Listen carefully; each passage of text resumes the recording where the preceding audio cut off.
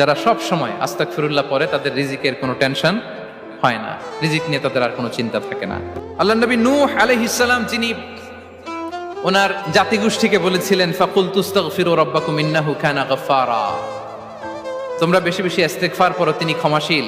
ইস্তেগফার করলে কি হবে? ইউরসিলিস সামাআ আলাইকুম মিদরারা, রহমতের বৃষ্টি বর্ষণ হবে, তোমাদের জমিগুলো উর্বর হবে। ওয়া ইউমদিদুকুম বিআমওয়ালি ওয়া বানিন, আল্লাহ তাআলা তোমাদেরকে সম্পদে বারাকা দিবেন, সন্তানে বারাকা দিবেন।